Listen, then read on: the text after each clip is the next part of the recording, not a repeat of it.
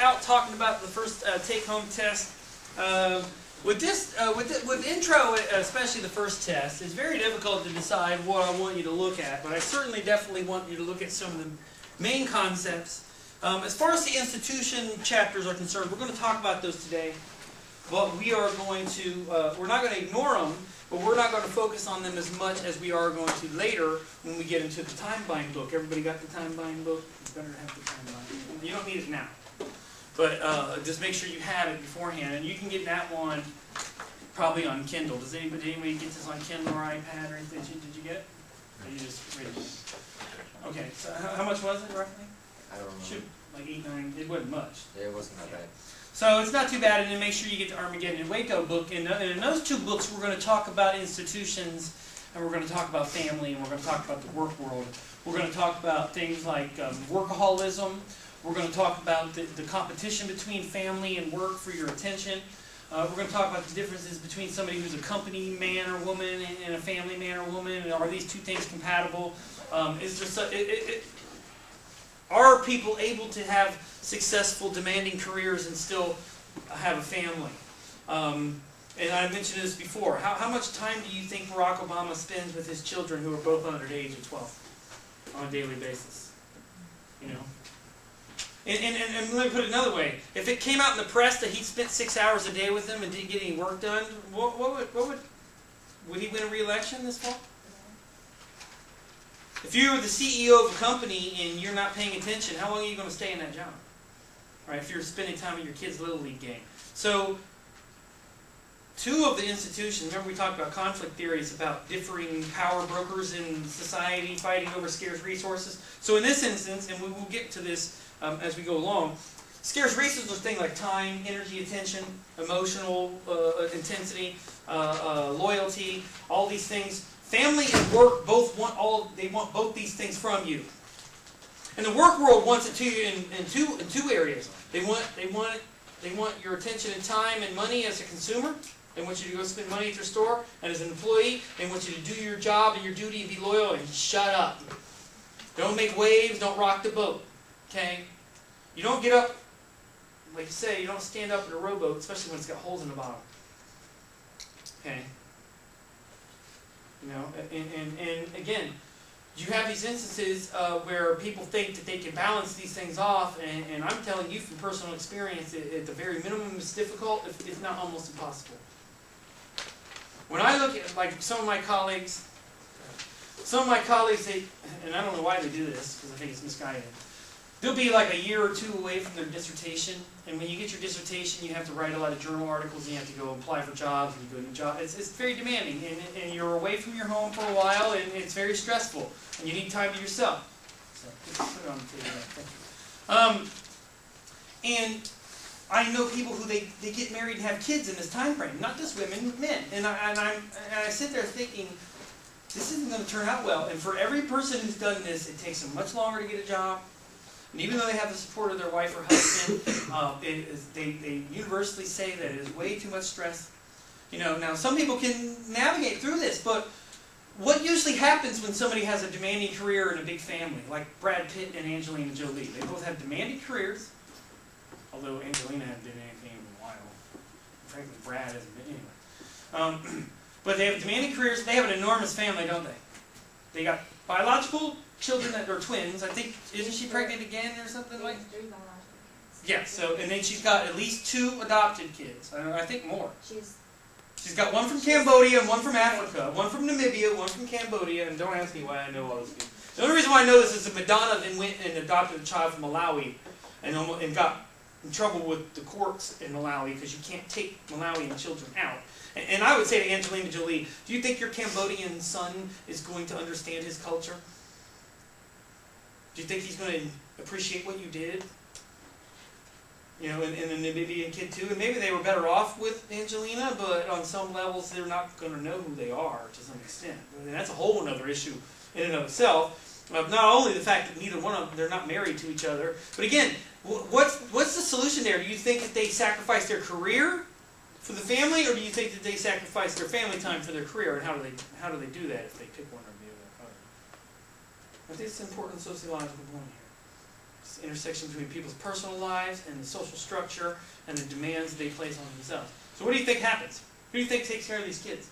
Oh, and by the way, I saw a story the other day, and Brad Pitt got roundly criticized for this. You know how he gets his kids up in the morning? Did anybody see this story? He goes and gets a can of Coke, and he goes, drink it, this Coke, drink it. I'm not kidding you. Like, and he said that's the only way to get his kids up. And I would say, dude, if that's the only way you can get your kids up, man, then Child Protective Services needs to come over your house. Seriously. I mean, what are you doing? Imagine if some parent admitted that to their teachers or a government official. Yeah, I give my kids a can of Coke every morning. These kids are like 4 and 5 years old. You ever seen what a can of Coke does to a kid? Okay? I mean, come on. I know some of you got little brothers and sisters. Remember I've been around kids. They are so wound up, they'll throw 5-pound plastic trucks at people's heads. I remember one time I was sitting with one of my second cousins, and we were sitting with their first cousins, or my first cousins or their parents, and I was sitting there on the couch, and one of them just came up behind me, had something in his hand, and just hit me on the top of the head as hard as he could. And I thought, my God, this is what family is. You can count me out of this circus show. Okay? Wake me up when they're 10, and I can really use leverage against them. Okay? But who do you think takes care of these kids? And do you think that these kids are going to grow up close to their parents? So who's winning the battle? The work world or the family world? Who do you think wins most of the time? Why? What does the family world need to keep operating, and what does the work world give you? Money. Right. And you can live without a family. Can you live very well without a job? I mean a primary family. Everybody needs some relatives here and there. But let me tell you something. I know people who disown their family. They're doing just fine. Okay? I know a lot of people lost their jobs. They're living in cardboard boxes. Or worse, there were people in the depths of the recession. They would lose their job, come home, and shoot their family and kill themselves. Because of the dishonor that unemployment brought. Now that's an extreme case, and it normally doesn't happen. But it shows you how seriously people take their careers and their jobs, doesn't it? Okay? And again, do we have a problem with neglected children in this society and abused children? Do we have a problem with neglected workplaces in this society? Do people neglect their work? Some of them, maybe. People who build bridges do. Okay? Construction workers don't seem to care about anything but making money. I guess if I got paid by the hour and someone said go slow, I would do that too. Okay? Anyway. But again, you see these elements of conflict, and we'll get into this more, and we'll also talk about politics and economics. Today we're going to talk about that, and we're going to talk about the constructions of who's the power brokers in society, and then we're going to talk about the fact of why, and here's an example, why President Obama is not interested in listening to you. I'm sure he'd love your support, and I'm sure that in a perfect world he'd rather be doing your duty, but this is what he's doing instead. This is who he spends time with. This is probably to a person who, there are very few in my opinion, to a person who actually wants to be president to make a difference in middle-class people's lives or lower-class people's lives, this is what you run into. Warren Buffett calls you on the thumb. Okay? And I'll tell you right now, if you guys remember in 2008, remember that Joe the plumber gave Obama crap on the campaign trail? There's another reason why presidents and politicians don't like to deal with the public, because it's usually in an uncontrolled format, and the public doesn't have a censor button, and they don't have to worry about re-election, so he was accosted. I think he was almost stalked by this Joe the plumber guy. They found out later, though, and this is what happens when you get into the media, they found out Joe the plumber, first of all, I don't even think had a real job, and second of all, was not a licensed plumber. He didn't have a certificate from the state, he wasn't bonded, and he wasn't insured, and he was sitting there running his mouth about, you're hurting me with your taxes and stuff like that. But again, I would assume, and this is only an assumption, and I don't know about Mitt Romney. Mitt Romney could run his own campaign with his own money. I would assume the president would prefer not to hang around with these people. And spend, I would say, 60% of his time in office raising money. Okay? The president needs to be reading things, he needs to be talking to people, he needs to be, and this is my criticism of the president, when he's not fundraising, he's out in Iowa giving speeches, which is a form sort of ability to raise money. And here's the thing. according to recent polls, if the election was held today, whether the candidate was Newt Gingrich, Mitt Romney, or Rick Santorum against Obama, who would win? You guess? Who would win? You think President Newt Gingrich is something that the American people are going to vote for? The majority of American people? Do you really think so? And I know some of you are Republicans, but I would say to Newt, you need to change your first name. I mean, that's a little lizard or something like that. It's a weird sound. I think his full name's like Newton, which is it's like the Fig Newton, Sir Isaac Newton. That's way more respectful and interesting sounding. And when your name's Mitt, you don't have much of a chance. I hate to like break down the name, but because people would have said, look, there's no way there's going to be a President Obama. You know, especially if his middle name is Hussein. Okay, could you imagine that?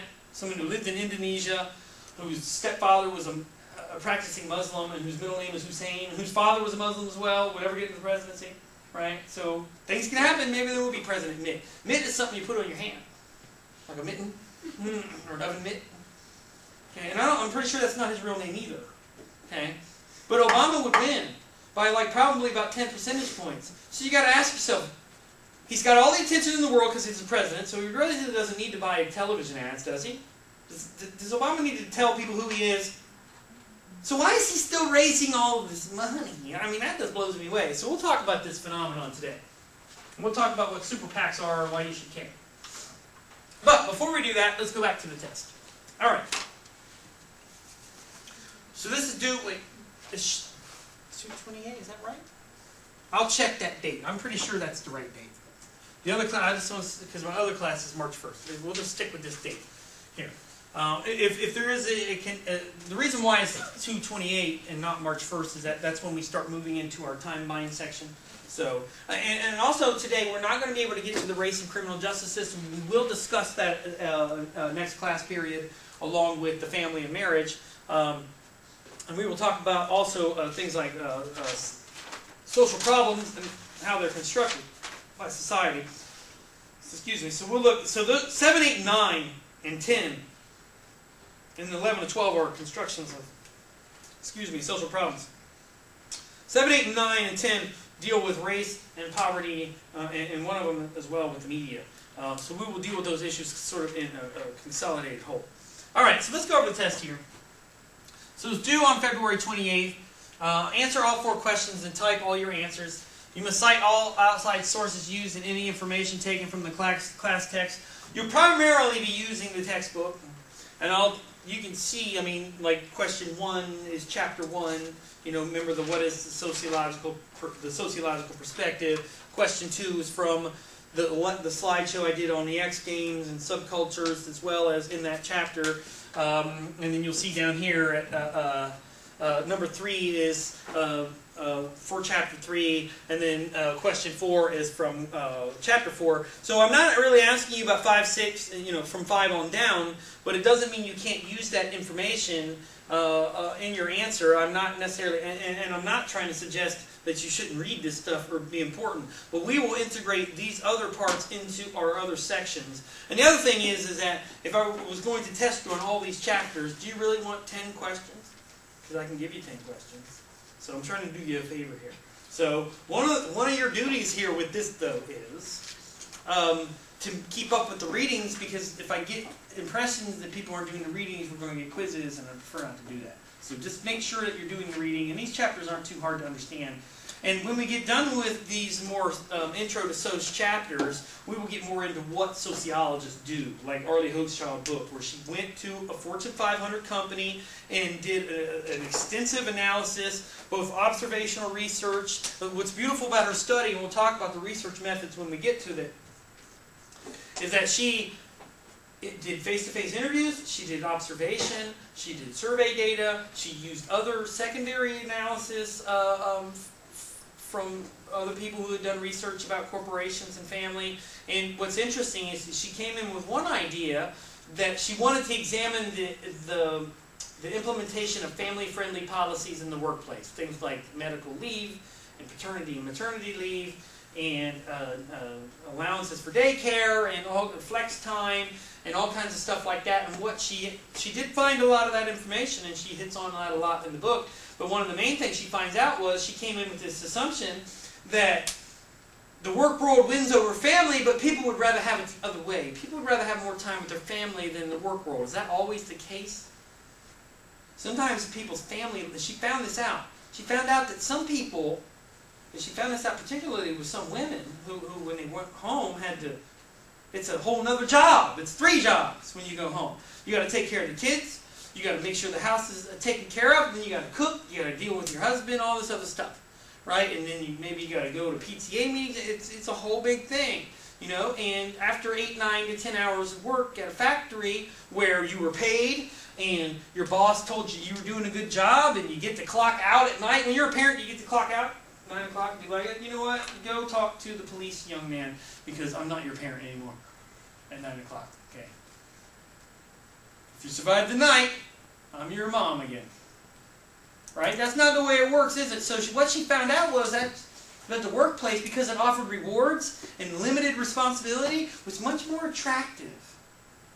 And it doesn't, just because I gave you the spoiler alert on the book, I still want you to read it, because I think you'll find it very interesting.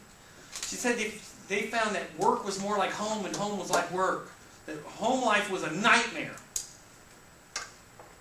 Divorce, child care, the problems of teenage kids, issues with bills and keeping the house up and cleaning it and cooking food and taking kids off to their music lessons and on and on. And on top of that, you don't get paid for that work. Rarely does your teenage son come in and say, "Thank you, Mom, for being such a valuable member of this organization. Here's $50. Most parents don't even get things for Mother or Father's Day, except for bad ties and ugly socks or something stupid like that. Okay. On top of that, at work, when you do something right, you know it pretty much. Even if it's in even if you're at Boeing and you build an airplane, you know whether it works or not, right? By the way, the Airbus has found out that their big gigantic plane the wings are cracking. I don't think you're going to get a lot of people. People are already afraid of airplanes. You think I'm going to get on an airplane where you've already discovered that the wing is cracking? I don't think so. I don't want to be on them, you know, if they don't have, like, big enough seats and stuff, let alone the wing cracking off the damn thing. By the way, I would offer a little plug. JetBlue, telling you. DirecTV, there's no first class, although you can actually upgrade to a bigger seat for like $50. So, anyway, but I still don't like being on the airplanes, and I'll tell you right now, any flight over 6 hours, oh man. I wish I had a cyanide pill. You know how like when on a flight they tell you like the instructions just in case like the plane crash? How many people do you think actually know how to do that? I actually do, because when I was a kid, I remember paying attention, because I flew as a kid with my sister, and they give you a little guide, and they sit you up at the front of the plane, which is great because the front of the plane has got this, especially it separates the first class, it's got this board right here, so you can stick your feet. And when you're a kid, the seats actually fit. And I'm lucky, I'm only 5'10". I can't imagine what it's like. Shaq doesn't fly commercial, but someone as big as Shaq, my gosh.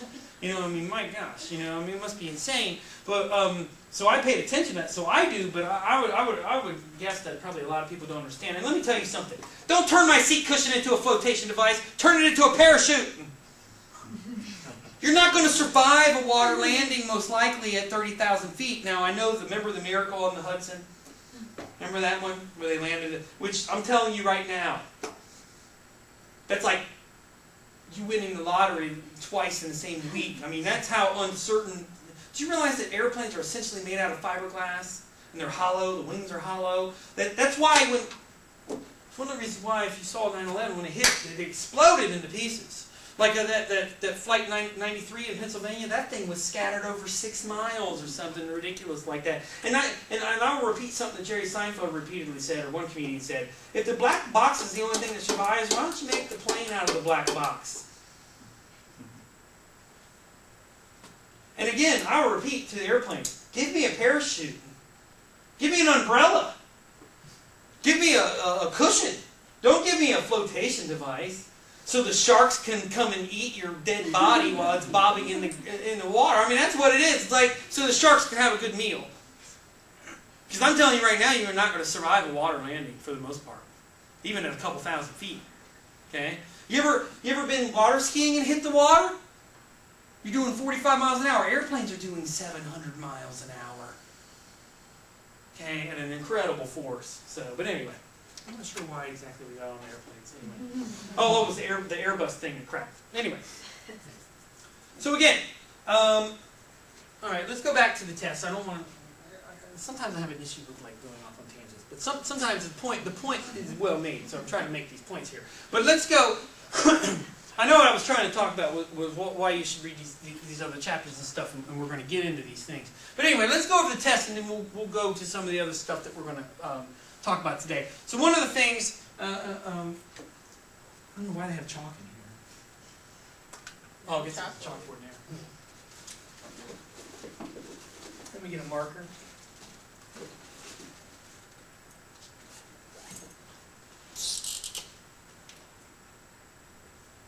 Okay.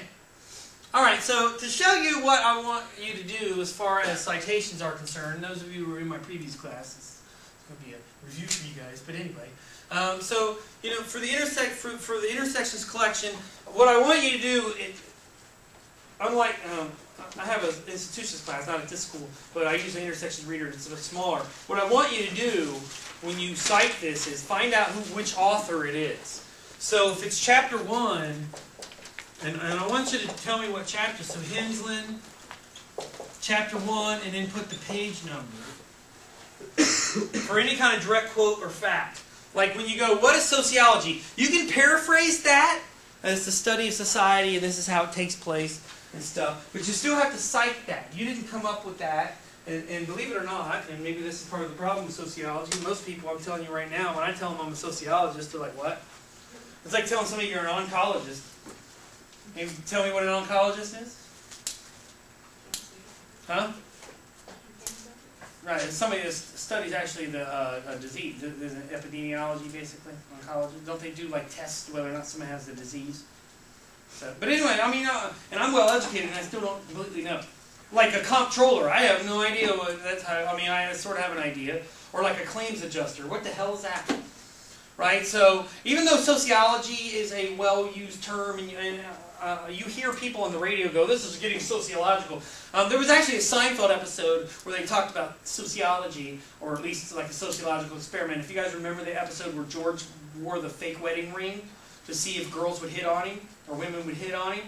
And he went to a party, and all these women started hitting on him, but they kept saying stuff like, too bad you're married. And one of them said, I don't really date guys, but I do believe in intense physical relationships that can last for years. And then she goes, too bad you're married. And he's like, it's not my ring. And he couldn't get it off. And then he went over to the table, tried to put some butter on it and all this other stuff. He's like, he couldn't get it off. So, but he, throughout that, said this is a sociological experiment because he felt that women were attracted to, this was his idea, that women were attracted to men who were unavailable, which there is some evidence there, but I would say men, to say that men aren't attracted to married women, like I'm attracted to Catherine Zeta, she ain't gonna talk to me, but I'm attracted to Catherine Zeta-Jones, and whenever she gets to the realization that her husband's about this far from a nursing home, she can come and call me, you know. There's a whole host of, you know, Sandra Bullock, when you get tired of degenerates who cheat on you, give me a call, you know, because I wouldn't do that to you,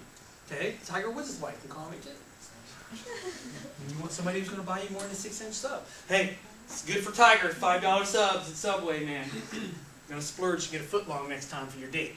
Anyway, that's what he did. I'm telling you, look it up. I'm not kidding. I mean, the man has, I think he has $1 billion. I think he's one of the first athletes to ever earn, or at least he's earned $1 billion. He's probably worth $500 million, although after Elon got through clipping coupons, like MC Hammer or something like that. So, but anyway, hey, MC Hammer. The difference between MC Hammer and Tiger Woods is Tiger Woods' wife took his money. MC Hammer just blew his money because he hired every single one of his friends and the friends of friends. Yeah, I mean, he was paying his dancers like $500,000 a year, and he had like 50 or 60 of them. So I mean, he was spending $20 million a year just on his show. And let's face it, man. Other than Can't Touch This, and what was that other song, Pray, where he took the Prince song When Doves Cry. Other than that, name another song MC Hammer had. Now his Can't Touch This was You guys don't remember this. I think it was 1989. They played that thing until people called up radio stations and told them not to. It reminds me of Don't Worry, Be Happy. That was another song that people wanted to destroy. At first everybody was like, yeah, it's a great song. And then every single radio, and this was before the internet, MP3, every single radio station played it, and people would call up and be like, they banned it on many radio stations. You still won't hear that song a lot. Also, and this has to do with Miley Cyrus, Achy Breaky Heart from Billy Ray Cyrus was one of them songs that went like, that's a catchy tune, and it's like 3 weeks later, it's like, man, beat me in the head with a hammer, you know, blow my ears out, do something. I bet you when Billy Ray went to concerts, there were probably snipers going, all right, stand still, dude. Come on, man, stand still. Because he bounces around the stage all the time. And if it wasn't Billy Ray, there would be no Miley Cyrus, so thanks a lot, Billy. Anyway. So for all quotes or information taken from the books, it's not common knowledge. And again, most of the stuff you're going to have, you're going to cite, except for maybe examples that you don't take from the book. Like, let's take the first question. Before we do that, each question must be a page long. And then use the book's lecture material and audiovisual material presented in the class. But let's take the first question here. So what is sociology? You can see that here on the page. You might want to not only talk about what sociology is, but also what the sociological perspective means, and that's on page 4. The definition of sociology is discussed to some extent here throughout pages 4, 5, and 6. Also just throughout all the discussions about the founders. I'm trying to find they have an app. And also one of the things you might want to talk about here on page 12. The difference between pure, I didn't ask you this necessarily, but you may want to talk about, look, sociology, for example, and don't copy everything I'm saying here. Sociology is the study of society and people and how they interact. You might also say it also includes things like institutions, and you may want to use one of the pieces out of the institution chapters, the one on politics and economics or marriage and family. Then you may also say, look, furthermore, sociology is divided into macro-sociology and micro-sociology. That's discussed in the book as well. And then you may want to talk about the theoretical perspectives. One of the things that you want to definitely talk about, and this is where you will get into this chart on page 12, is what makes it a science. And you may say, look, what makes it a science is that it engages in scientific study. It should be objective. It uses theories to explain things. These are all these things that are discussed in the book. You may have to read over a few of the sections here as well. And then you may want to also explain the difference between applied sociology and basic or pure sociology. Remember, I gave you the lecture on that. You can find it on page 12 and 13. And I even give you an example of what applied sociologists do here in this box. Okay? And then here's an example again, extending that example. And then remember with the theoretical perspectives they use the divorce rate in marriage and how it's changed over time to study. Macro and micro analysis, this is on page 19. Here's also a description of the theoretical perspectives. Now, for the last part of the question here, which, again, you want to say what is sociology, maybe give an example of the research. Give a good description here. Don't just say it's the study of society. Be more specific. Say, but it also includes the following things. Or sociologists are also interested in social change or social problems. You may want to talk about positivism. Remember, remember the beginning, the people who founded sociology, what did they want to use sociology to do? Just to generate knowledge? Remember what positivism was? Remember that concept? What was that? To some extent, but certainly I would say that's definitely part of it. I don't know if they mentioned that part in there, but be able to predict, like, look, I can say, look, if this person has these characteristics, they're 85% more likely to commit a crime. Or I could say something like, look, if you don't do this with prisoners, then they're 50% more likely to recommit a crime. Also, judging policy.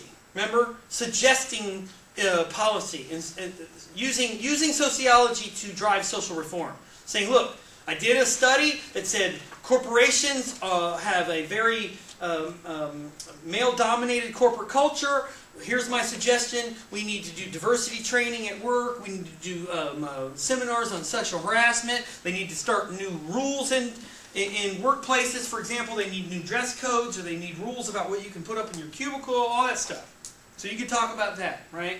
And you may want to talk, you don't have to because it's only a page. So, you know, and the other thing, and I forgot to tell my last class this, feel free to go over, but don't go under. This should be quite easy to write a page about what is sociology, frankly. I mean, this is partly what the whole class is about to some extent. And what I like about these essay questions for you in all my classes is that you have a lot of leeway here, right?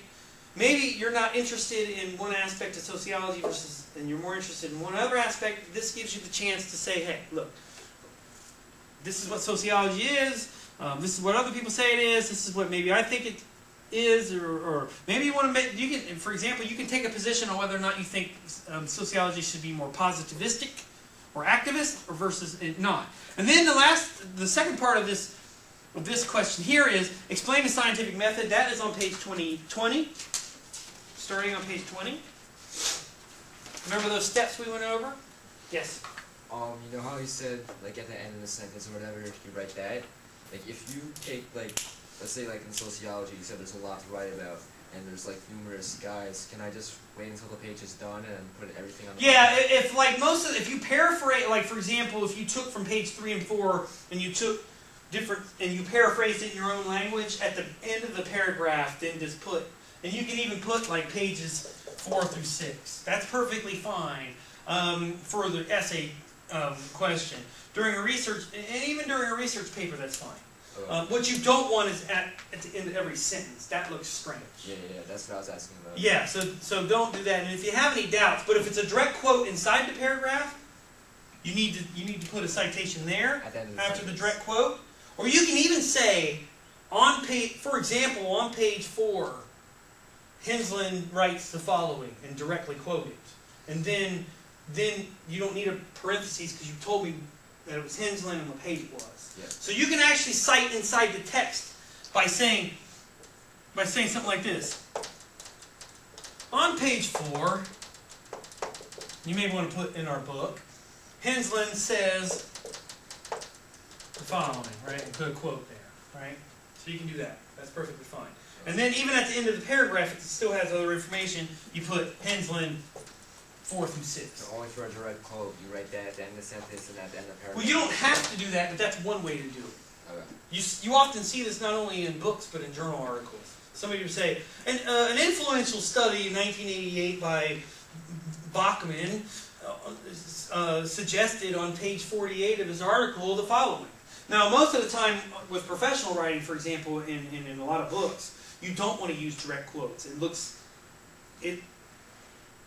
Most of you have probably done this, especially in high school. You ever wrote a paper just by cutting and pasting big quotations and stuff? That's a good, I hate to have to tell, you ain't going to get away with doing this in this class, but that's a good way to pad things, to get a big chunk. And it doesn't mean it's worthless. It could be a great quote, but you put a much bigger quote than you actually need.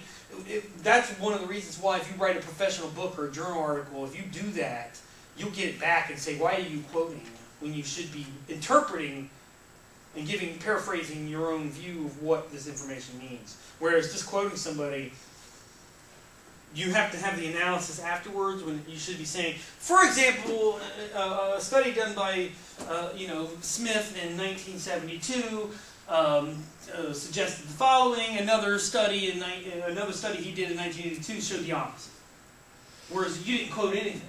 And it actually makes it much better for the reader because they can get an idea of what the other article's about through your words instead of just reading a direct quote, which may not necessarily fit quite right. So, but anyway, but you can do direct quotes in this. I don't mind. Just don't go crazy with indentations and stuff like that. Anyway, so explain the scientific method. Again, that's on page 20. What types of research tools do sociologists use to study society? What I mean by tools are the methods. Research methods on page 24. Remember we talked about surveys and stuff? And I said just name one and describe in detail. So you may want to say polling data and give an example. Okay. All right, any questions on that first question? All right. try to go through most all of this here. Number 2, I'm asking you, it's pretty straightforward, and this is in, I believe it's in chapter 2, isn't it? Yes, chapter 2 by Henslin. And it's also on the slideshow. Remember I gave you a different definition. You may want to say, hey, Henslin describes it this way. I think I actually used Henslin's book in the slideshow, so it won't be that much different. But I did give you other views. One of the things you might want to do is, what is culture from the sociological perspective? And then you can say something like for the second question, what role does culture have in shaping the values and goals of individuals? There you can talk about American culture, right? And you can get some information from that social class in the United States, too. There's a lot of cultural elements in there, what people value. Excuse me. Like, for example, that occupational prestige. What does that reveal anything about American culture? Or let me put it in another way. Would that listing of occupational prestige be different in a country like Russia? Or Kenya? Or Argentina? Right? Or Japan? Like in Japan, do you think... I can't remember who was... Do you think, like, for example, like actors would be anywhere near the top in Japan? No. I doubt it, right? I mean, name a famous actor from Japan. I mean, seriously. I know some famous directors, Kurosawa, and what's his name? Hayao Miyazaki, the one that wrote Spirited Away. Have you ever seen this? Princess Mononoke. Okay. But again, we don't know big actors. There are actors from Japan, and there are actually some in this country as well. But in general, the Japanese society does not focus on the entertainment industry as a legitimate career goal. It's not something you should aspire to do. It's just not what people are interested in. Whereas, where do you think high school teacher would be at in Japan on the list? Probably a lot higher than it is in this country, right?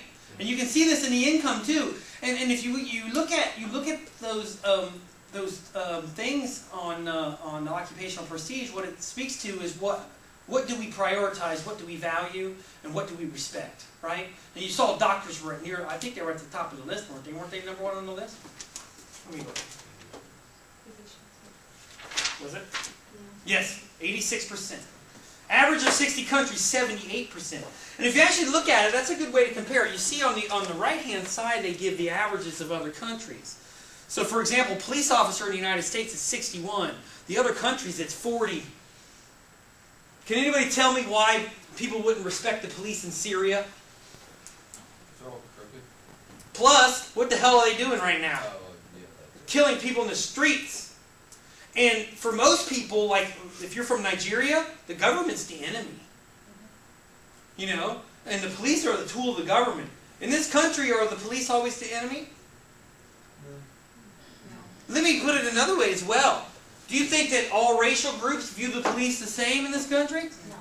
So if this was African Americans or Latinos, especially in Harlem, although Harlem's probably got community policing. Does anybody know that they have one goal, one thing they've been trying to do? I think somebody in this class mentioned this. Is try to hire police officers from that neighborhood. Did you mention it? Somebody mentioned to me that they lived in Harlem or the Bronx, one of them, and that they lived in a predominantly Hispanic neighborhood, and none of the cops spoke Spanish. That just blows me away. I don't know how you can do that. You're gonna patrol Chinatown without knowing Chinese? Because even though a lot of people in Chinatown speak Chinese or speak English, do you think they want to speak English all day? You know? And I'll tell you right now, if there were criminals in Chinatown and they knew Chinese, don't you think they could talk in Chinese in front of the cop and he wouldn't even have to be like, yeah, we're going to go rob the bank in 5 minutes? You think the guy's going to understand what the hell just happened? This used to happen to me when I worked at Taco Bell in Arizona. People would come in and not think I spoke Spanish. And this was very few people, but a few people that were jerks, and there were plenty of non-Hispanic jerks that came in and would speak right in English to me. And they would say something like pendejo or something like, and I'd be like, yeah, I know what that means, you know. And there's some other cuss words too, especially ones that start with CH and all that stuff. I love the F word in Spanish because I can say it to English-speaking people and they don't know what I'm talking about. Anyway, but again, what does this reveal? You know, I mean, if you look at all these numbers, I'm trying to look at some other disparities here. Plumber. In our country it's 45, in other countries it's 34. Garbage collector. In this country 28% of people say it's favorable, 13% in other countries. Janitor is pretty much disrespected everywhere. Factory workers in other countries 29, in this country 24. I'm trying to see if there's any other major discrepancies here. Professional athlete. In this country, 65. Other countries, 48. And I assure you, there's countries where professional athletes don't get any attention. How many tennis players have come out of Tajikistan? Gold medalist out of Uzbekistan? I don't think so. Okay? I don't think Somalia is going to field an Olympic team, do you? It's tragic, but it's true. They could do... I hope they don't do the bobsled like the Jamaicans. It didn't turn out well. And part of it, let's take a look at the Jamaican bobsled team. From a cultural perspective, why did they fail at that? Although they still made it there, although there was no competition. There was like no snow there. Huh? There was like no snow there. So that was part of it. Did you have I your... was gonna say the Right, and plus, since there's no climate, there's no point of snowing and skiing, so were there any bobsled experts in Jamaica? They actually had to hire, and the guy was played by John Candy. Was he an American? Yeah, he's, yeah. Or Canadian, I mean better, or Austrian, something like that. And if you look at the Winter Olympics, the countries that have snow and emphasize skiing, like Austria, kick people's asses all day long. Switzerland wins gold medals left and right. Switzerland in the Summer Olympics, are they winning in 100-meter dash? No. Or swimming? I don't think so. I don't even think they have a swimming team. Okay? Whereas the United States can do both. The United States scores high in both. And same with Russia. But they get accused of drugs. But the United States athletes been doing drugs. And Marion Jones wasn't on anything, was she? Right? Anyway, and Jamaica has always got Usain Bolt. So I love his last name. It should be Lightning Bolt or something like that. So anyway, and like for example, like marathon runners, usually it's somebody from Kenya or something. And this is how goofy stuff gets. This is how much people want to ignore culture. Part of that has to do with the nature. Kenyans don't. A lot of them don't have cars, so they walk long distances. So they're and it's also part of their culture to run and do other things like that. And they definitely have the physique for it. But you hear stuff like this. Well, they're genetically predispositioned to run marathons, and I'm like, I don't think that's the way it works. Now, maybe there is some element to that, but I don't think that's. Because Jamaicans are very good athletes, and yet they couldn't do a bobsled. So, and I'm telling you that running a marathon is not about genetics, necessarily, although it definitely plays a role. But again, you hear these things, and then all of a sudden somebody from like Germany wins the marathon, and they explain that. Although it was 1944, Hitler was in the sea. Anyway, but anyway, so you see there how culture plays a role in how we view prestige and how we view things, even things like sports. So you can use that, and I'm trying to give you some ideas of how to use these other chapters, but you don't necessarily have to do that. So, and what role does culture have in shaping the values and goals in individuals? That's throughout that chapter. That's also symbolic interactionist perspective. That remember we talked about cultural interpretation, like the proof that individuals and generations, particularly, and this is something that George Simmel, a very famous sociologist, said that values and social change occur based on generational differences, and you can just see that people, individuals as a generation, and as individuals inside that generation, like for example, is the baby boom generation the same as your generation? But most of them taught you. Are you the exact same as your parents? So differing experiences at different times and spending time with different peer groups creates a sense of differing interpretations of cultural rules and mores. Like your generation views marriage much differently than your parents did. However, you probably view it closer to your grandparents, believe it or not. Okay? Believe it or not, millennials have more in common with their grandparents than with baby boomers. Baby boomers are, and forgive me if somebody is a baby boomer in here, and my parents were baby boomers, and our last couple presidents have been baby boomers, except for Obama. He's part closer to my generation. Baby boomers are sort of the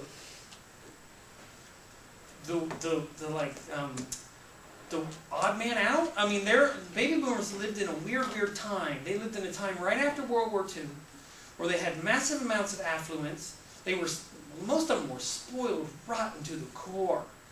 And it doesn't mean they turned out spoiled, but they were given everything, and their self-esteem was pumped up like a bubble in the stock market. And it's what led to a lot of the turmoil in the 60s, that the baby boomers were told, hey, you can change the world. And they said, well, watch us. We're going to do it.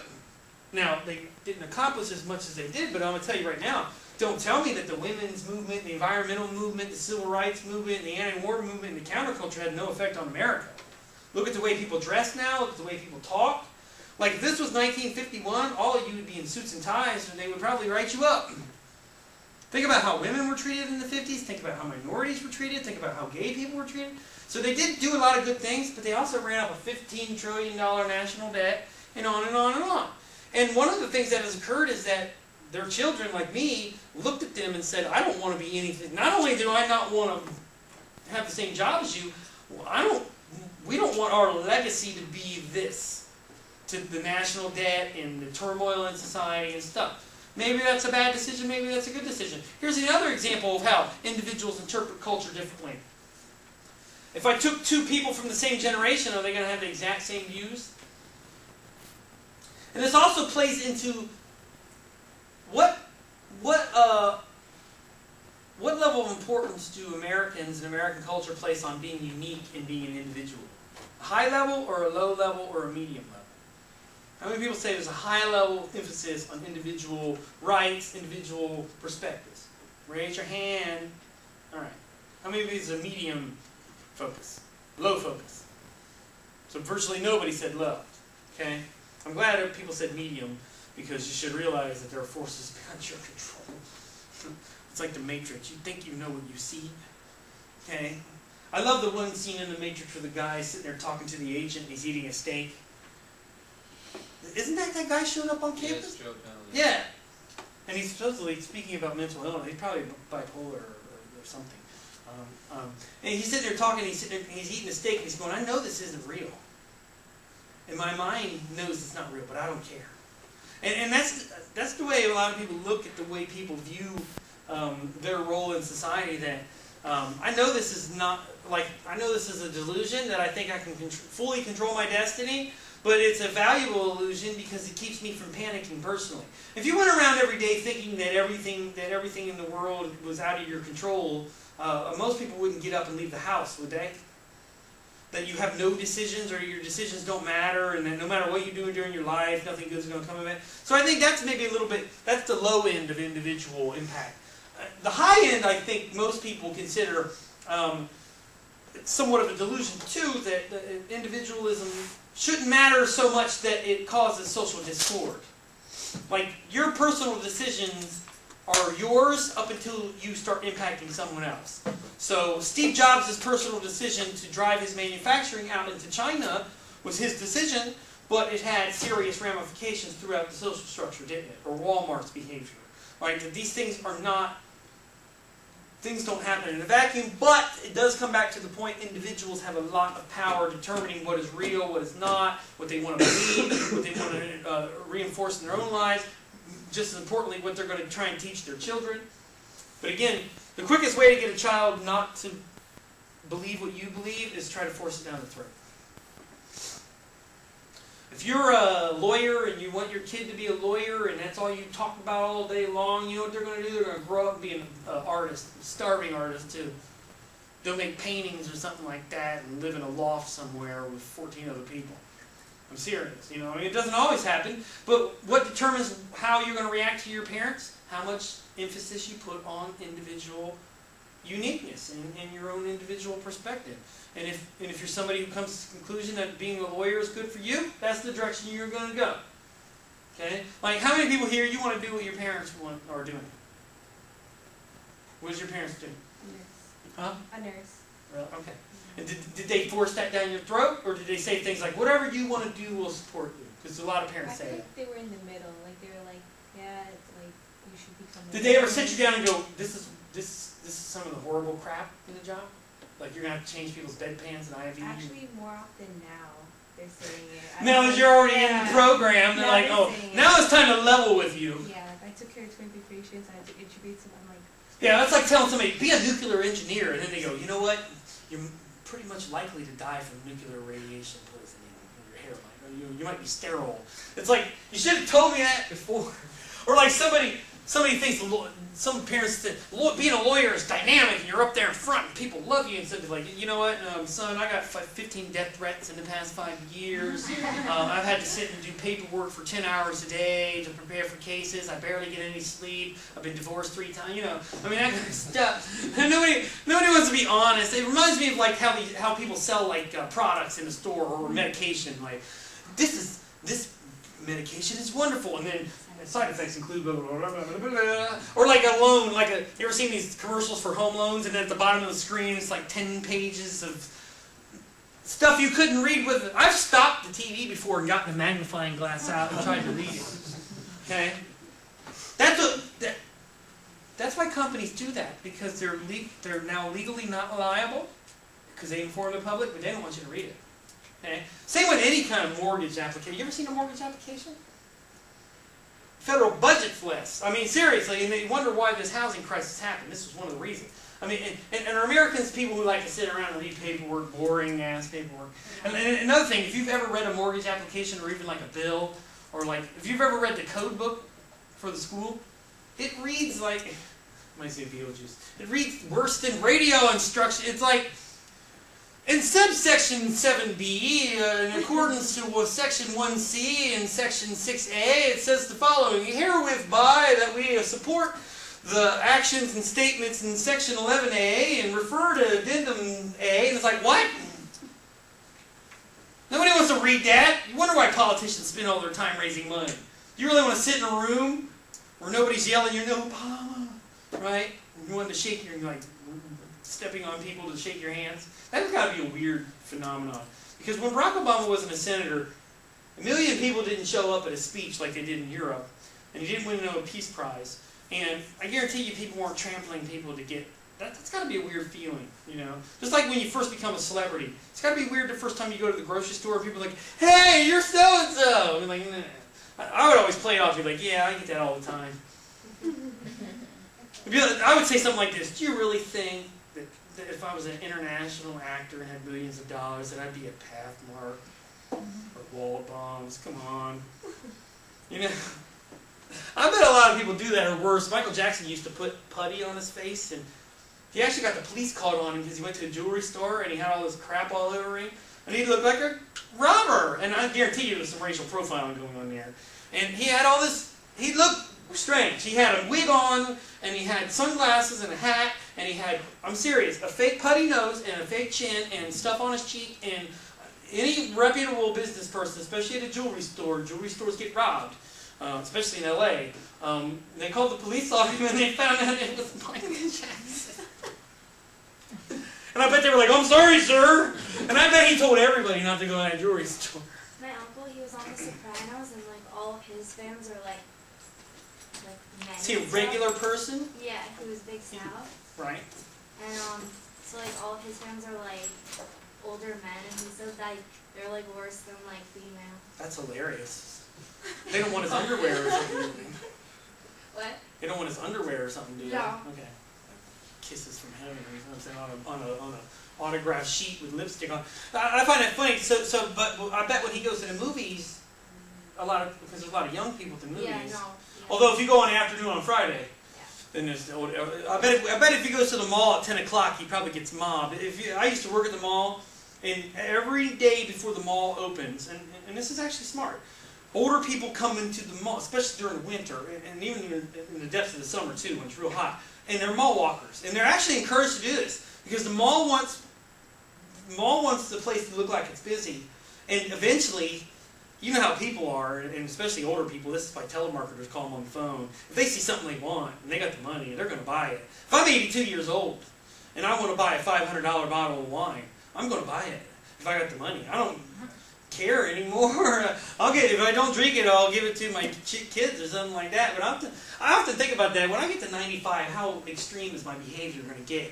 Because at that point in time, you got to, like the Grim Reaper's breathing down your neck when you sleep at night. You know, I mean, if you've ever seen somebody who's 95, they nod off to sleep all the time, and you almost think that they've got to be a little scared, and they usually jump up like this because they got to be scared. Is this the last time I'm going to go to sleep? You know what I mean?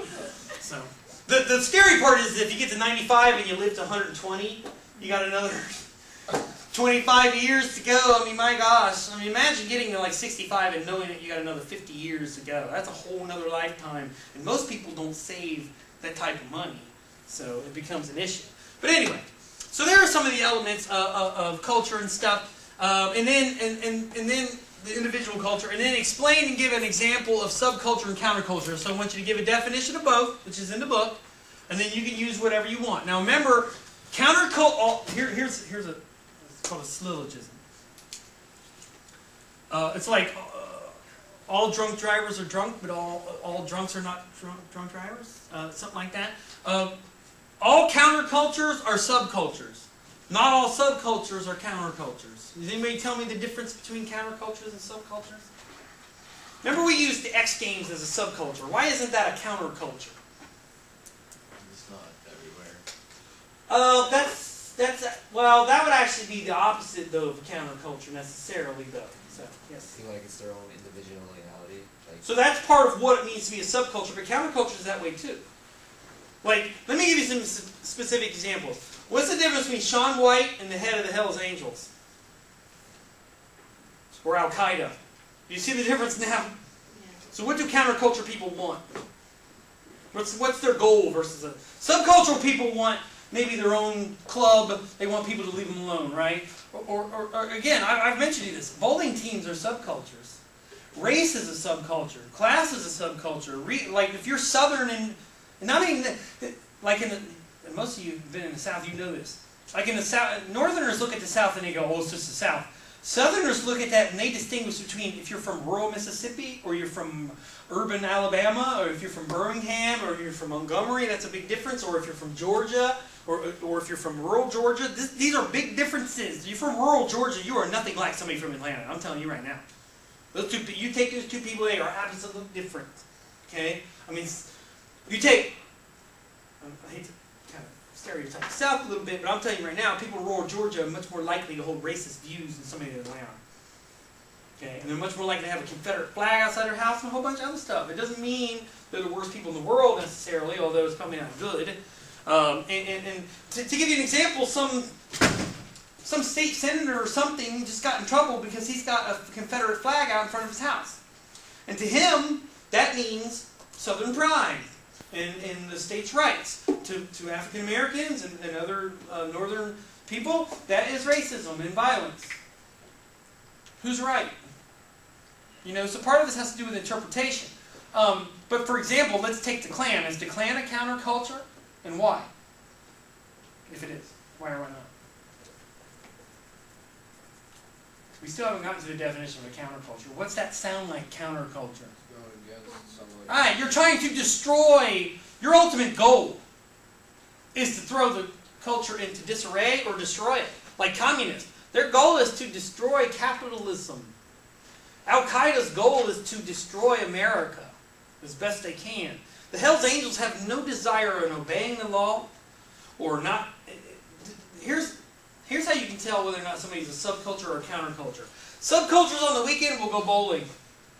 Countercultures on the weekend will go and get into bar fights and do drugs and date rape people and attack people. Their idea of fun is getting into a fight and causing chaos. Right? Al-Qaeda's not going bowling. I'd like to see their bowling shirts. Okay? That's not they're not hanging out because they like each other's company. They're hanging out for one reason only. They're trying to destroy either a large set of social values or whatever. Anarchists are a counterculture. If you remember the yippies in the 1960s, or even the anti-war movement was considered to be elements of it were a counterculture. You guys remember the Unabomber? He was a member of an organization called the Weather Underground, which they took from a Bob Dylan song, and they were essentially a terrorist group. Okay. Anyway, so is everybody clear on what a subculture is versus a counterculture? And again, subcultures, there's a lot of them. They're everywhere, frankly, especially in the United States. It can be it can be something as simple as a book club. It can be something as seemingly strange as gay Republicans, which exists. I'm not kidding you. They call them log cabin Republicans. I'm not kidding.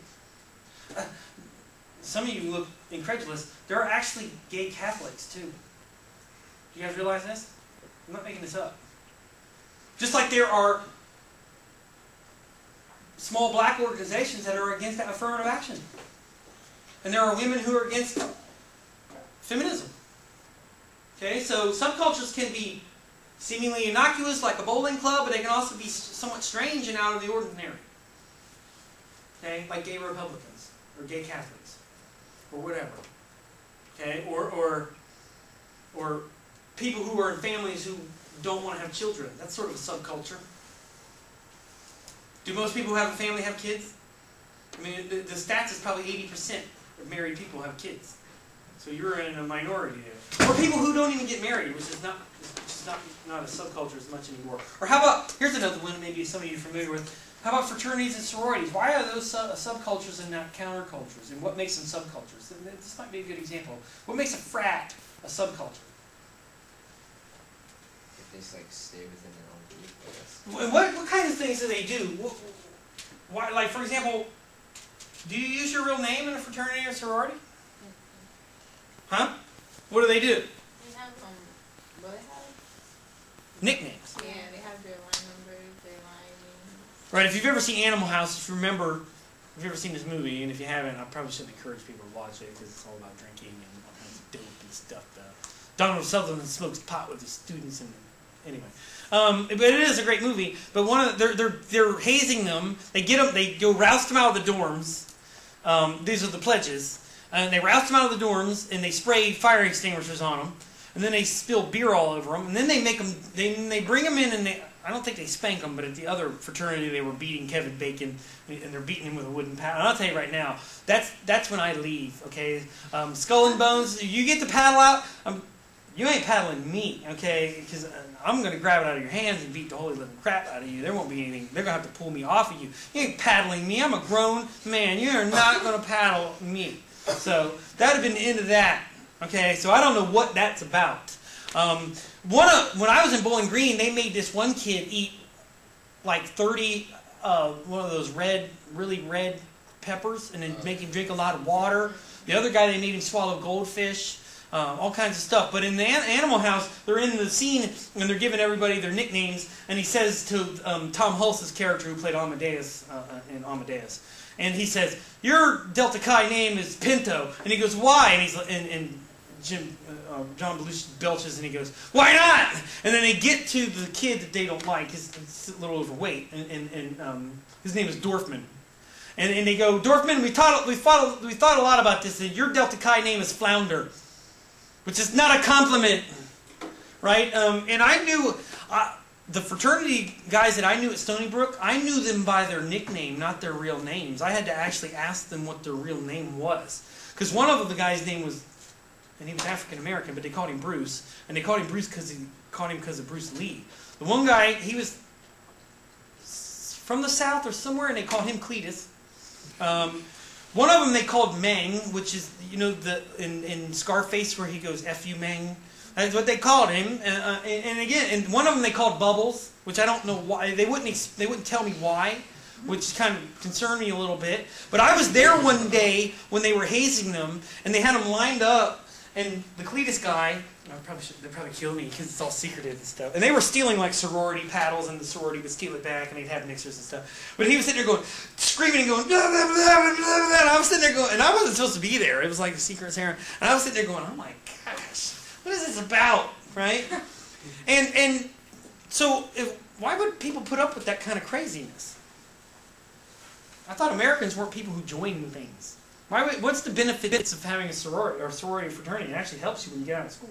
So in the future, you have like a tight group of people. Right now, you got close friends that you had intense personal experiences with, where you can always, like I have friends in high school where all we have to do, this is a place called Kings Island, that's an amusement park. All I have to do is point at him and go Kings Island, and like all these memories come flooding back. So that's what they're trying to build, these interconnected moments. But they're also trying to later on, and also during school, create social networks to where they have support. Somebody needs help with a term paper, we got somebody in the fraternity who can help you, usually by getting their term paper and putting their name on it or something. or getting the test keys for certain tests. But when you get out in the work world, it's a way to find a job. It's a way to connect to other people. Plus, because there are several generations of people who are in these fraternities and sororities, somebody might say, hey, my uncle was the Delta Chi, and he's looking for somebody, and he knows what Delta Chi is about, so why don't you go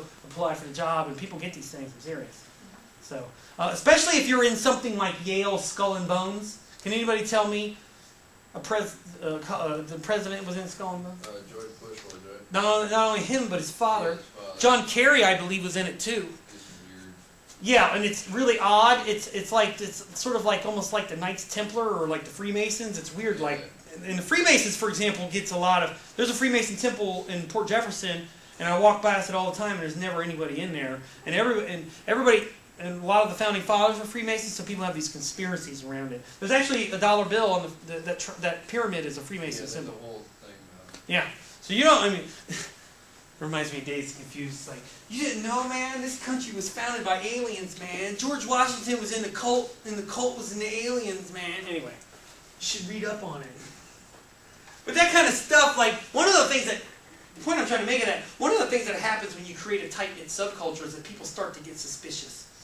Like, for example, when there used to be all kinds of rumors about what Mormons were doing, and also what was going on at monasteries. People didn't understand what was going on at these places. And again, one of the bad things, for example, being Amish is a subculture. And if you've never been, I have family in central Pennsylvania, central Pennsylvania is absolutely beautiful. There's not many jobs there. But anyway, and in Ohio, which there's a lot of Amish people, and Amish people was very closed society. They have their own language, which is a form of Dutch. A lot of them don't use technology. They don't have cars. Believe it or not, they actually got into a battle over the state of Pennsylvania over those, those orange signs you got to put on slow-moving vehicles. Yeah. Orange is the color of the devil, so they didn't want that on there. But the state basically forced them to do it. And again, they clash constantly with the state and with other people. And if you've ever seen the movie Witness with Harrison Ford in it, it's a pretty good appraisal of what goes on in these communities. But one of the things they found out recently was in Lancaster, Pennsylvania, there was an Amish community where one of the members of the Amish community was selling cocaine for like 20 years. And nobody found out about it because he was selling to the Amish, and there were no police, and they didn't assume. You wouldn't assume that Amish people are snorting lines, at the barn raising parties or whatever. I mean, snorting lines by candlelight. I mean, that's just odd. I guess it's probably easy to make crack when you got an oil lamp or something. It's going to make sure the oil doesn't get in the crack. It's probably upsetting. So anyway, but again, that talks about what subcultures can be, and even though if you are a subculture, many times you can get labeled as a counterculture. Like, or it can be the reverse. Was the KKK always considered to be a counterculture? No, not at all. It was actually like a country club. They still hung people. It was a country club where they hung people and enforced racist laws, but it was not considered to be... If you told people in the South you were in the Klan, they'd be like, yeah, so am I. Great. It was like a fraternity. It was bizarre. Okay? And for a while, believe it or not, the NAACP was viewed as a dangerous organization. Now actually, some civil rights activists look at it like it doesn't do anything at all. Okay? More like the Congress of Racial Equality or something like that is more important. Okay? Anyway. Alright. Any questions on that one? Okay. So what role do institutions play in social order? We're going to talk about this as we go through. So this actually, you're going to need to use the chapter on family. Number 4, what is social class and why is it considered by sociologists to be more than a person's wealth or income? Use the video and book here. What role does race play in determining people's class? There's also those other articles on race and poverty. Now, in order to get to some of the stuff that we haven't got to, what I want to talk about today is some of the stuff about politics. And for now, I'm going to turn this off because I'm going to do a little board work here. I know we only got about 25 minutes. 15 minutes. Anyway, I do want to show you this. I want to connect the theoretical perspectives to the power structure in America, and this is on...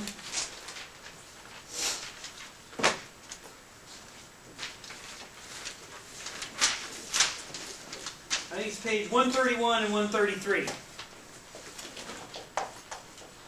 There's two main ways to look at the power structure in the United States.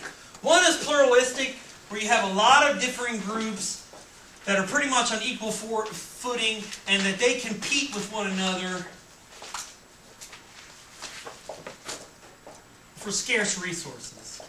But that no one group dominates. This could be political institutions, economic, religious, media, family, on and on, education. That, look, everybody's got an equal shot. This is based on this idea of political opportunity structure. That in a democracy, structure or theory, in a democracy, people have the ability to lobby the government. They have the ability to complain about things when they're wrong. Even if you're not part of an institution, you can still lobby the government. You know, you can talk to your congressman, even if there's a pothole outside your house. Versus a dictatorship where you have absolutely no rights, or at least very few. The other view is, and this is the functionalist view. So let me put that up there. But it's mainly called the pluralistic view. And we'll see who's right, or maybe both of them are right. The conflict view is this. There's the Marxian view and the non-Marxist view. This one suggests that there's a big three in control. This is politics, this is the military, and this is the economic institution. So this is corporations, military, the army itself, and also all the other defense contractors, and the political system in the form of the government, and that they impose their will upon everybody else. The public, as well as all these other institutions like religion, media, education, family. Some people would actually put the media in here like this and say the media is the tool of these organizations. Marx, on the other hand, looked at one thing basically. Economic institutions, he said, they dominate political institutions, which are connected to military institutions, and that the social class, the corporations, essentially use these organizations, cut right through them to dominate the public. Now, obviously, these two things are very similar. But if you read on the page 131 and 133, which we'll go over a little bit next time, which do you think is more correct view of the way power is divvied out or separated out in the United States? Do you think the pluralistic one makes more sense, or the conflict theory makes more sense? Depends, like, who you, like, individually, and, like, I'm not saying I agree with, like, Marxist thing, but, like, that makes the most Well, sense. you can talk about the non-Marxist model. It's similar. I'm Still just talks saying, about like, domination. Like, the economy dominates that, like, most everything. So you think corporations basically dictate the politics into the public, how you should behave, how you should dress, how you should talk, the types of value systems you have, the ideas of professional code, mainly because of the threat of either not having a job or not having any money. That is enough that you can't get anything in this world unless you have money and a job. You can't get any status. You're not going to get a wife or a husband. You're not going to be able to support a family. You're not going to be able to go on vacation or buy a home. So that they got you by the throat. They're holding the rope. And Marx said one of the things that these institutions do, and Mills, this is C. Wright Mills said this. He said one of the things that they will try to do is convince you that you have power. Give you little moments where it looks like you have power. So like in California where you can vote on a direct democracy and make something legal or illegal. It makes people feel like they have power. Or that they can vote for the president who can raise the minimum wage. Right? When in reality, all that's going to happen when they raise the minimum wage is that prices for these products are going to go up, right? Like corporations don't get hurt by minimum wage going up; they just raise their prices, you know. So, but you're saying in certain circumstances you think this is the case? It could be. It depends, like who you're comparing who to. Well, let's take this one. These two models say that religion has no power. Is that the case? No, religion has it. Yeah, religion is involved in politics. Religion is involved in people's social values. And I'll tell you right now, people have quit their jobs over religious stuff. You know? People have left their families over religious differences. So religion does have power. So there may be both these things working at the same time. But, and I'll put this back up here in a second. Let me give you some evidence here with the presidential race. So this will take a second to come up. So one of the things that has occurred, when President Obama first ran for office in 2008, he really didn't, he felt that corporations and private money were too involved in politics, and so he decided to not take Super PAC money. Super PAC money means Super PACs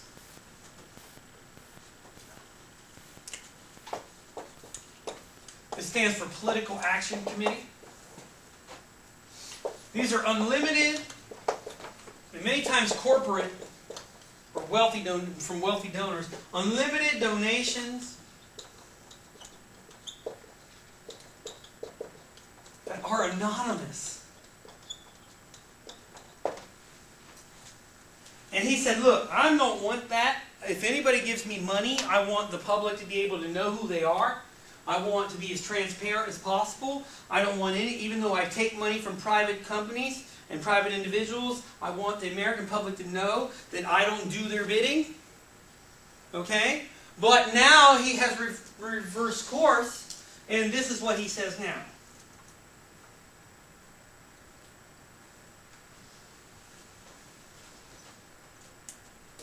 And tell me if this supports the pluralist theory or the conflict theory. It said, it has been said that there is no high ground in American politics, since any politician who claims it is likely to be gunned down by those firing from the trenches, that's how the Obama team justifies its decision to endorse a super PAC that can raise and spend unlimited sums for his campaign.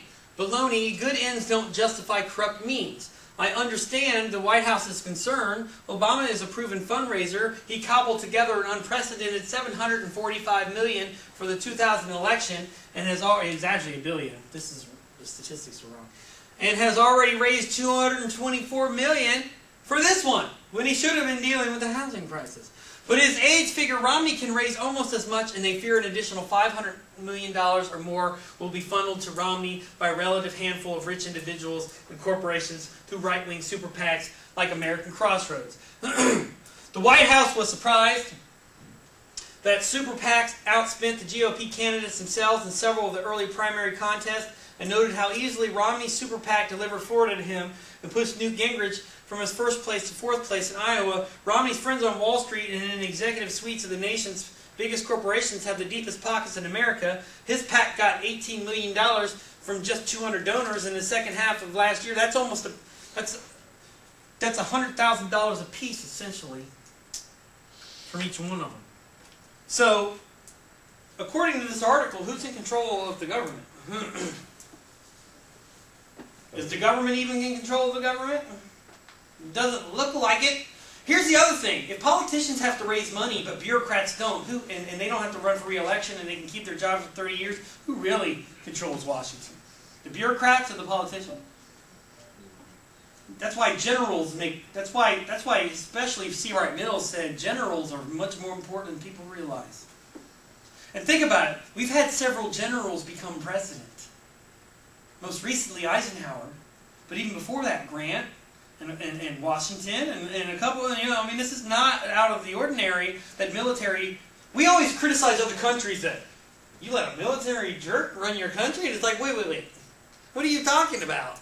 Almost all of our presidents were either in the military at one point or involved with the military or were generals themselves.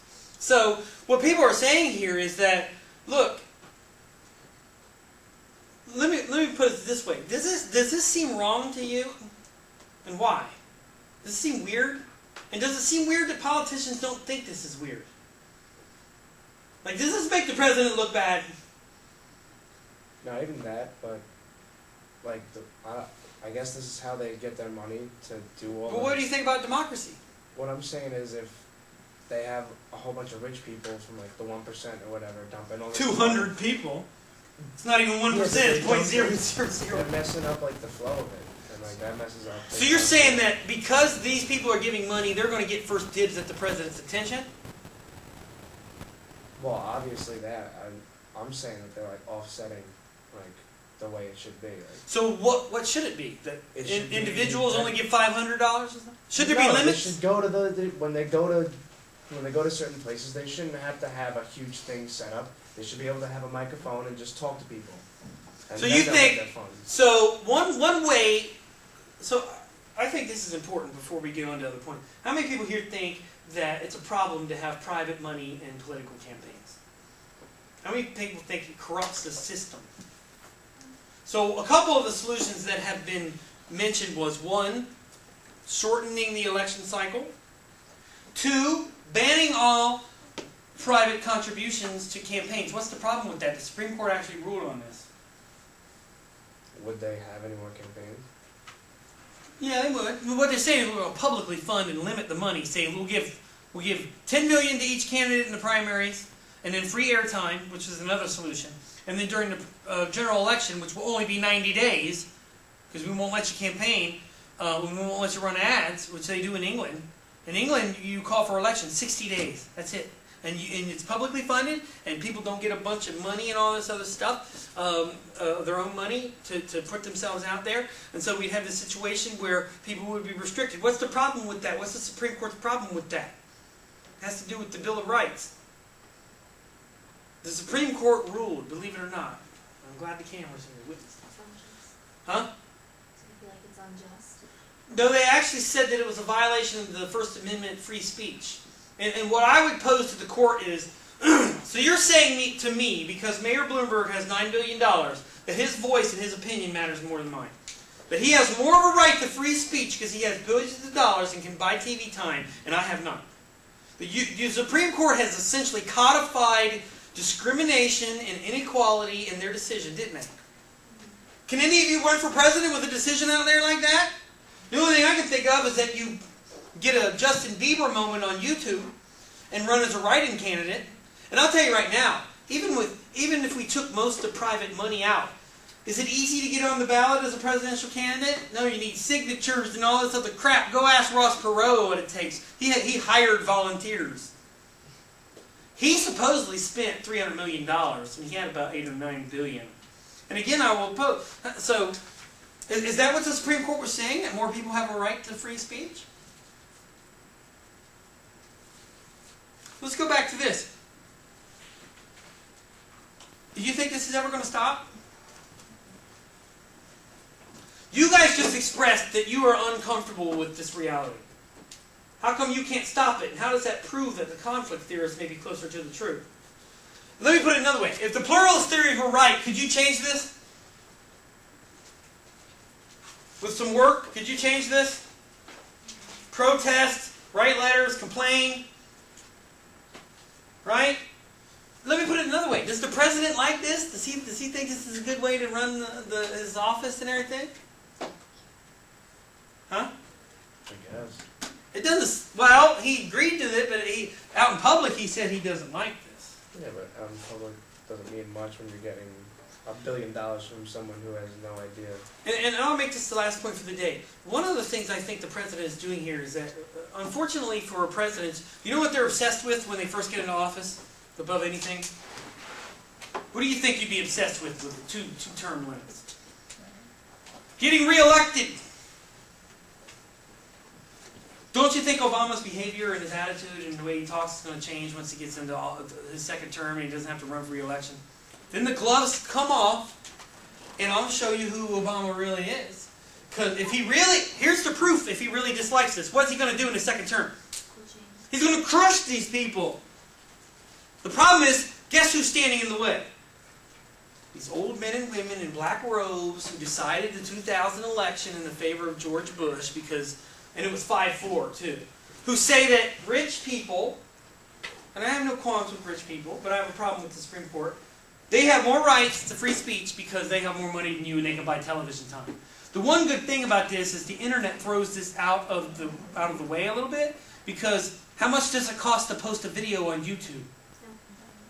All you need is the camera. You can borrow that from somebody. You need the cords. You need the USB cables, that stuff. Actually, to upload something like this onto my computer, it only takes like 20 minutes. So it doesn't even take a lot of time. The problem is, if you have 300 million people doing this, if 300 million people run for president, who's going to win, right? The people with the most money. You can see this in the California recall. All right, everybody, that's it for today. Sorry I went over there a few minutes. We will continue back with this stuff next time, and then we will go back over questions 3 and 4. See you on Thursday. Keep up with the reading. Hope you're getting a sense of what sociology, how broad sociology is, and how activist, at least some people view it to be. Although a lot of sociology teachers don't talk about activism. Mostly because they're scared. They are, dude. They're scared. Like I was, my earlier class I showed them, you ever seen Loose Change? I actually think I did. Where they present an alternative explanation for what happened on 9/11. Oh, yeah, Like, yeah. it's upsetting to a lot of people, and a lot of sociologists or teachers wouldn't dare show that. I know. But I always preface this saying, first of all, I can't verify the validity of this, and I also say, look, I know a lot of people have lost family members and stuff like that, so I'm usually sensitive. You gotta be sensitive about that kind of stuff. Yeah. Or they'll talk about conflict theory, but they won't bring this stuff up. Yes? Question, is the Super PAC the same as lobbyist group? A little bit. They're interconnected with each other, but super PACs are specifically for political campaigns. Whereas a lobbyist is, they're interested in people who are running for office, but they're only interested if you're going to win. And then once you win, they're at your door going, we'd like to talk about environmental regulations with you. Or, and for congressmen, it's really bad because they have to get reelected every 2 years. So they either listen to these people or they're out of office. The obsession with re-election is part of what drives this stuff. Which speaks to me is that many people who run for Congress are more interested in their own personal fame and enriching themselves than they are about helping the country. Because if you really wanted to help the country, and if you wanted to be president, you wouldn't care if you got re-elected or not. I believe Jimmy Carter said that at one point. He said, "I don't want to be." Some presidential candidate said.